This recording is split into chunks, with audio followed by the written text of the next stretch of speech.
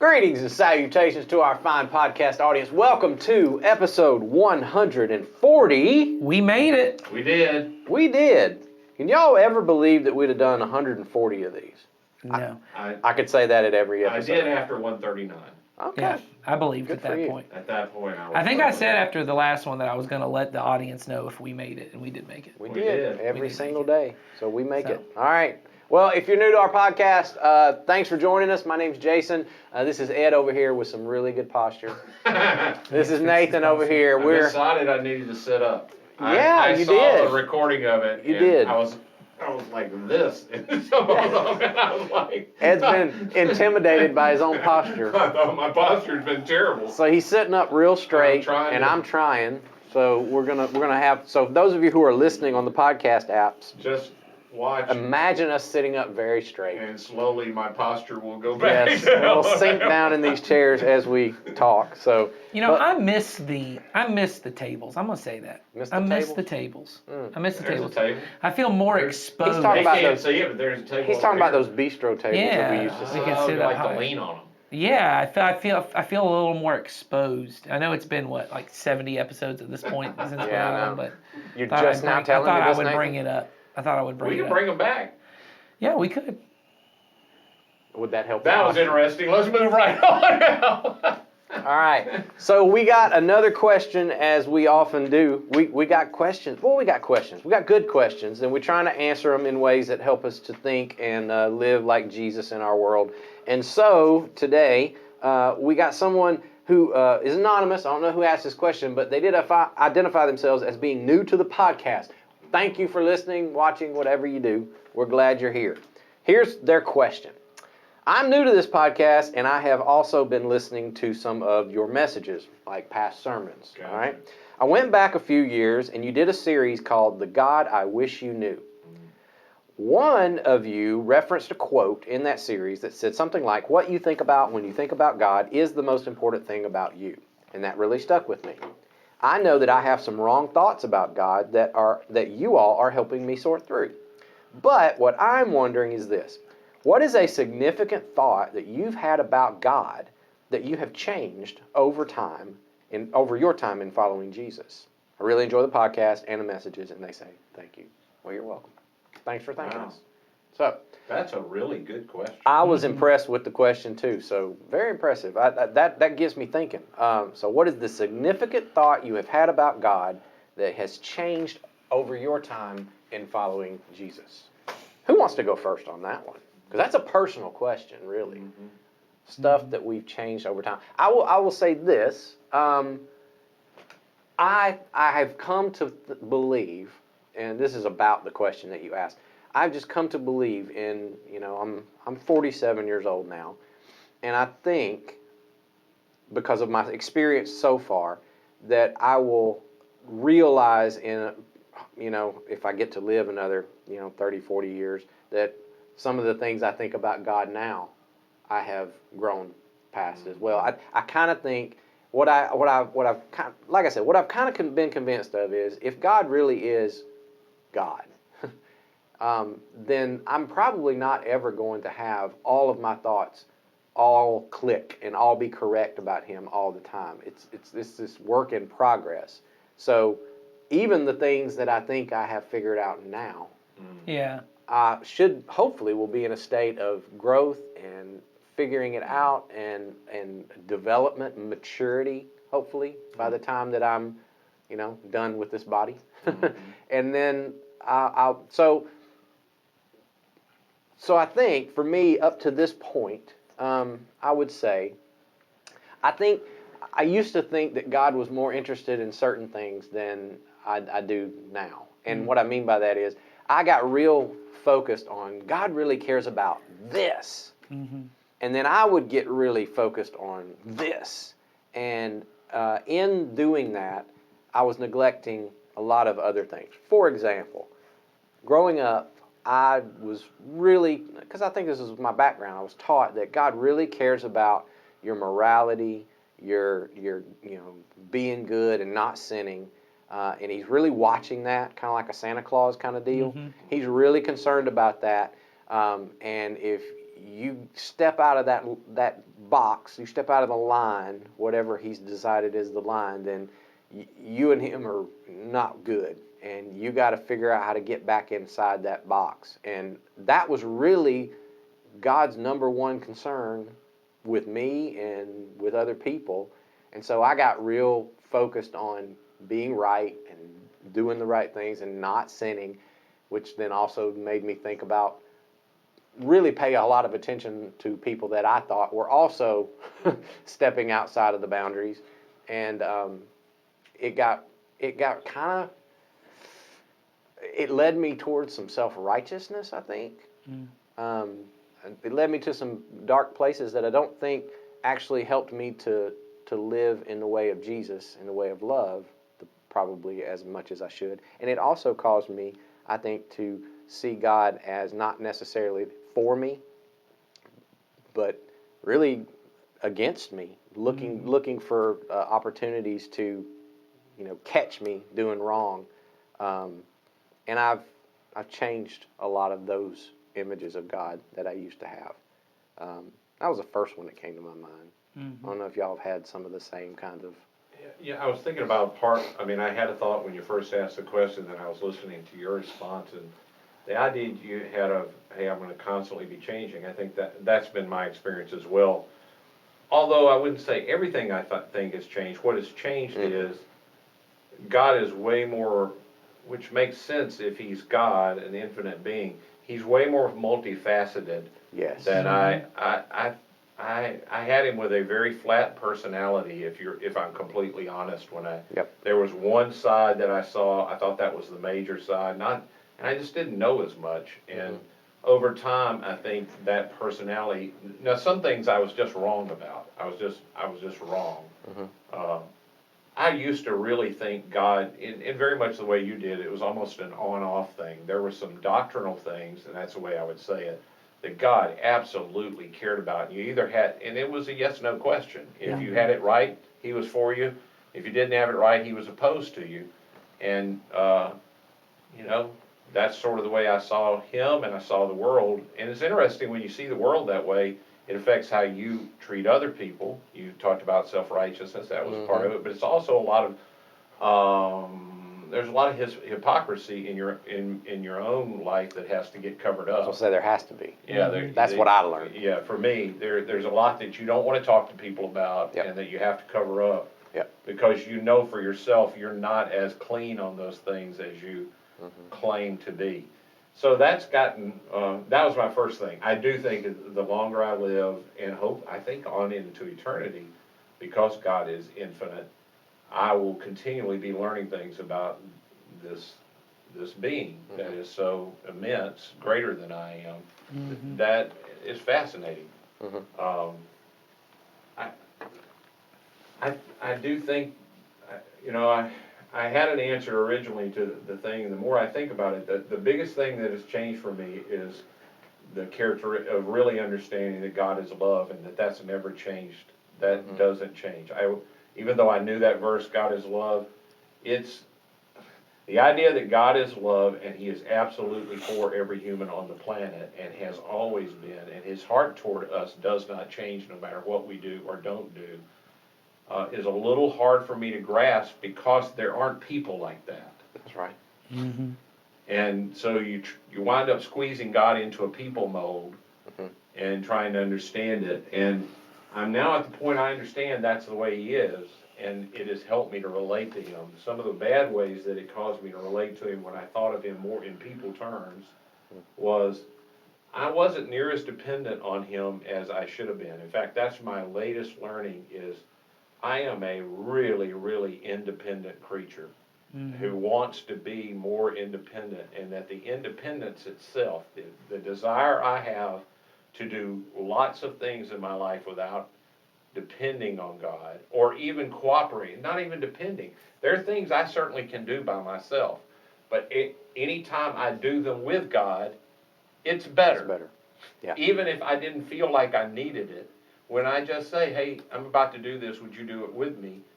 Things are better. And it doesn't take much more than that, but because I can do them by myself, I tend to do them by myself. Mm-hmm. And I don't get the joy of doing it with God, which is the loving relationship He wants to have with me. He's not saying that He has to do everything for me. That's not the way the parent. But most parents, I know this from me with my kids now, I do prefer doing things with them just to be with them. I just like being with them.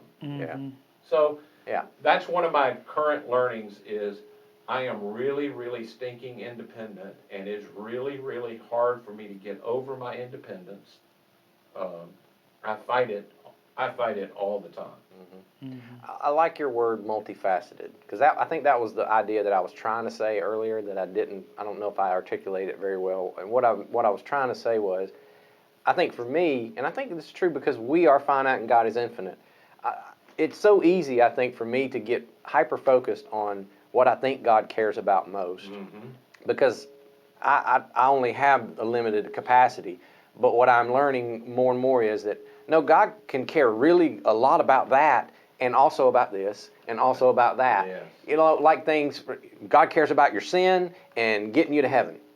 And that was pretty much it. And that was pretty much what we taught, and that's Right. how we related to God. And it's like, no, God cares about creation. God cares about your relationships. God cares about He cares about the environment. Yeah. Which gets a lot of people all jacked up for some reason. But if God created the earth, why do we Yes. think He wouldn't care about what we do to it? And it's just, I see God as like you said, I like that multifaceted word. There's so much that He's got His hands on, which is literally everything, that I can't. And so for me to just get in a place where I think I've settled in, and I'm right where God is, no, you're just stuck, man. You got to keep going and figure out what that means for you. Without it getting so overwhelming, but at the same time understanding that He's way bigger than that. So that was what I was trying to say earlier, I think. I think probably my biggest change, or I shouldn't say biggest, because I was trying to boil it down. I mean, I think I've gone through similar things that both of y'all have said. I think when I was young, I thought of God as being very annoyed, not angry, but just kind of annoyed at me. I think it was just very frustrated. He loved me because He had to. He was loved, so He had to love me, but He didn't really like me. And so that was always a different perspective. And then when I got older, I think I saw God as almost, in my view of what loving was, is that God was this almost pushover. God was just cool with everything.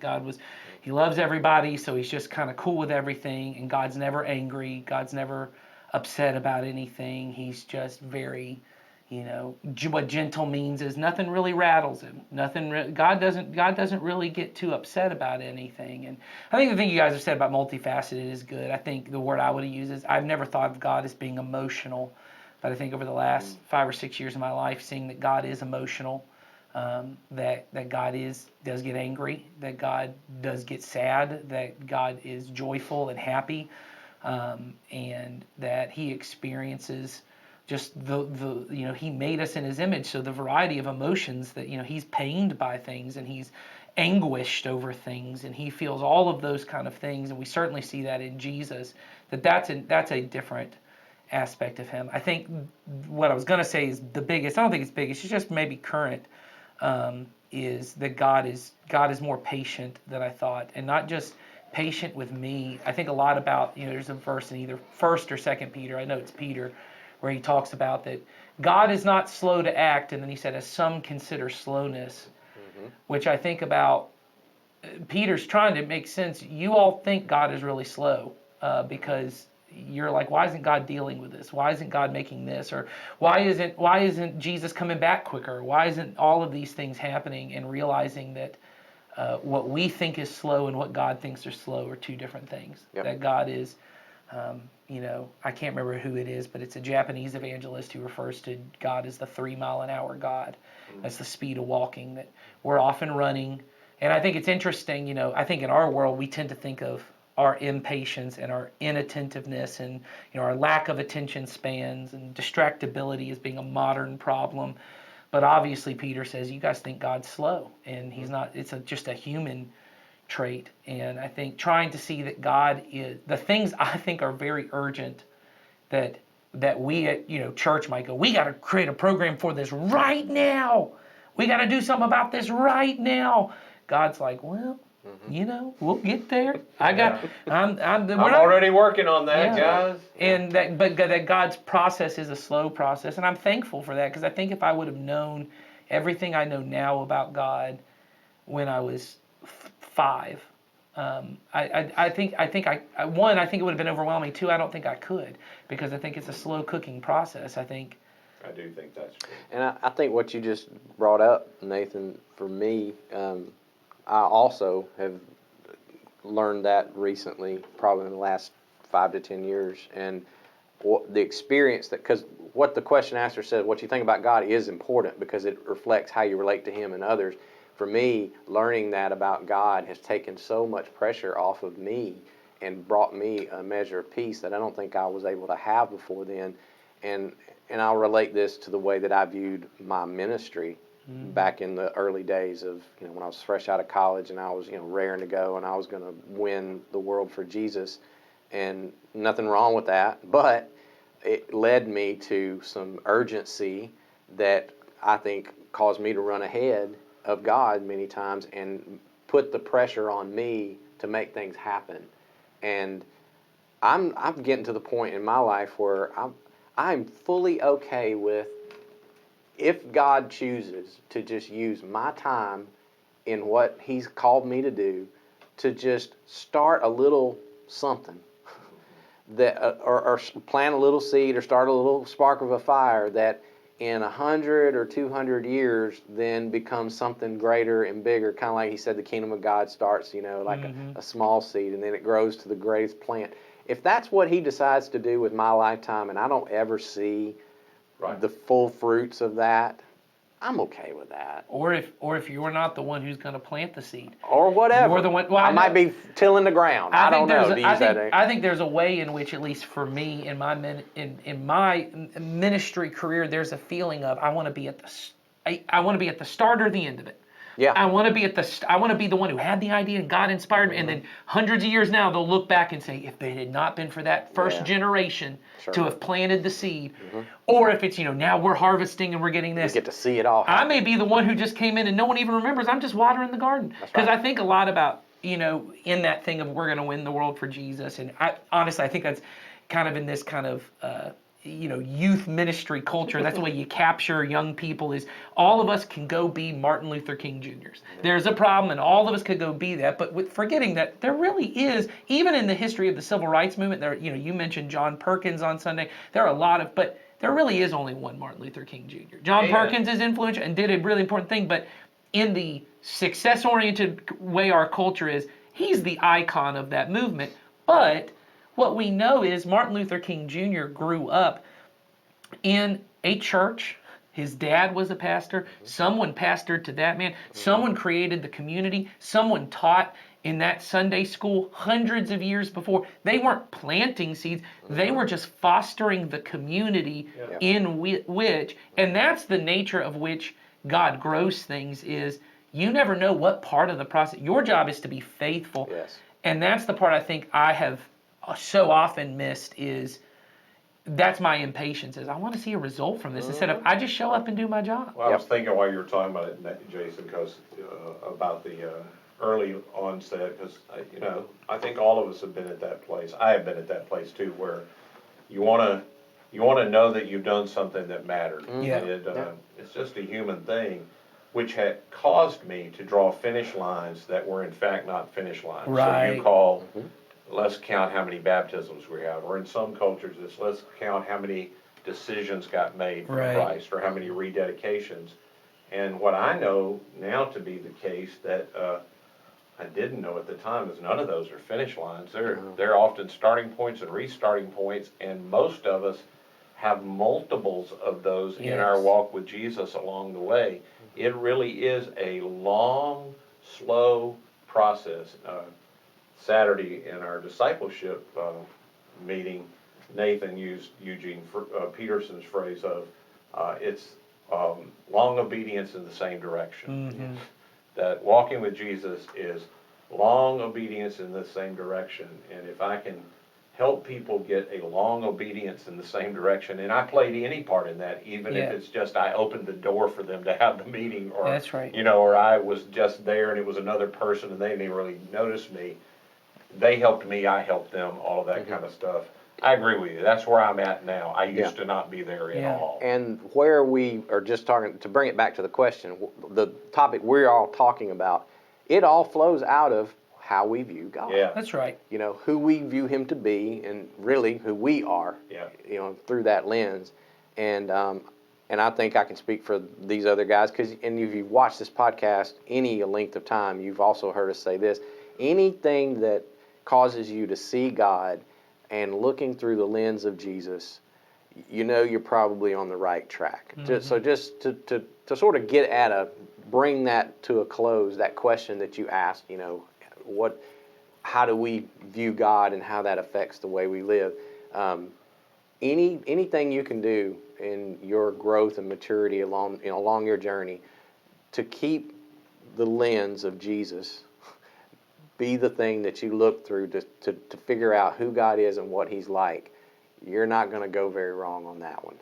And you should continue to reshape your view of God in that way. That's what's Yes. helped me more than Me too. anything is Yep. when I would have views of God that I could not in my mind fathom Jesus reacting the way I thought God was going to react to me. Mm-hmm. Yeah.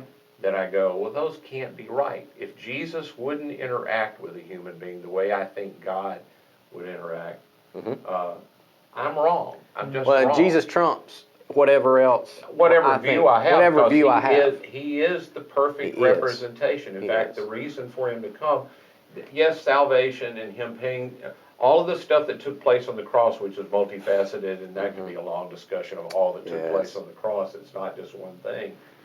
That all of that had to take place, yes. But a major part of what he is doing is demonstrating to the world what God is actually like. Yeah. What God looks like, how he treats human beings, how he interacts with human beings, how much he loves human beings, how patient he is. So every time you have a view of God that God is one way and Jesus is another way, you're just wrong. Yeah. And that's what I help people do nowadays. I mean, if you were to come up to me after a service and ask me this question, you know, what is God like, and you know, I'd point you back to Jesus. Yes. And so I would say if you're in that place where you're trying to figure that out, I don't know if you are, whoever asked this question, but that's my pastoral encouragement to you is spend a lot of time with Jesus, and as you do, your view of God will continue to grow and mature and be shaped in the likeness of him. And as that happens, you're getting the picture of God. You are seeing God for you. Jesus said it as good as anybody. He said, "You've seen me, you've seen the Father." You know God if you know me. Look at me. And so keep your eyes on that. Keep your gaze on him, and the lens will get real clear. Yeah, So that's right. I'm still focusing my lens. So Yeah, I think we always will be. Yep, and that's a good thing. Yeah. All right. Anything else? Nope. Nothing you're just dying to say to wrap that all up? Okay. No, I think you wrapped it up good. I have other Yeah. things I could say, but they're not necessary. All right. Then we don't want to hear them. Yeah, that's right. All right. So, all right, we're going to be back next week. We have I often like to preview the questions. Let me look ahead. I've forgotten what our next question is. So, folks will be wrapped with anticipation. Or not. Or not, for next week. We're going to be talking about, someone would like us to talk about Bible versions, so we're going to talk about that for a little bit. And how do we know our view of Jesus or God is right versus other people's? Okay. Good questions. So it's a twofer next week. So Twofer. we're going to deal with those. So y'all come back next week, next Tuesday. The next podcast will drop, and we'll talk about those, answer your questions. If you've got questions, as always, don't forget to send them to us. The link is in the description right underneath where we're at. And send your questions. We'll answer them as soon as we get to them. All right. Y'all have a good week. See ya. Bye.